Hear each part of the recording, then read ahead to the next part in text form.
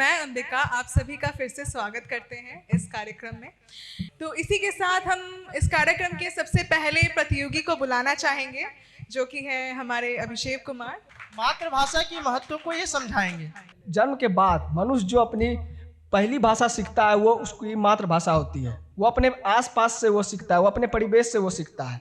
और वेदों में भी कहा गया है जननी जन्मभूमिश्च स्वर्गापि यदि अस्ति, अर्थात माँ और मातृभूमि स्वर्ग से भी ऊपर है। इसी प्रकार एक शब्द मिलता जुलता है मातृभाषा। माँ, मातृभूमि और मातृभाषा, इन तीनों का कोई विकल्प नहीं है। जैसे मनुष्य धरती पे जन्म लेता है वह सबसे पहले माँ, मातृभूमि और मातृभाषा के संपर्क में आता है। ऐसा अध्ययन किया गया है कि कोई भी मनुष्य को कुछ भी चीज़ उसकी भाषा में उतनी आसानी से सिखाई जा सकती है जितनी आसानी से कोई दूसरी भाषा में नहीं सिखाई जा सकती।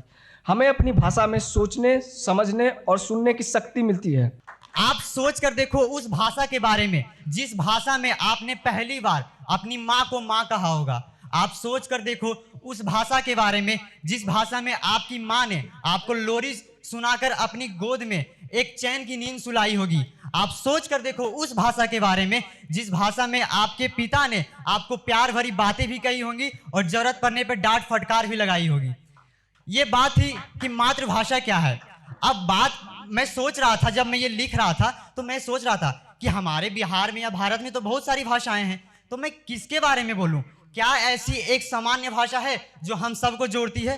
तो मुझे एक बड़ी मीठी और प्यारी सी भाषा मिली जिसके बारे में अनुराग और अंबिका पहले ही बता चुके हैं, वह है हिंदी।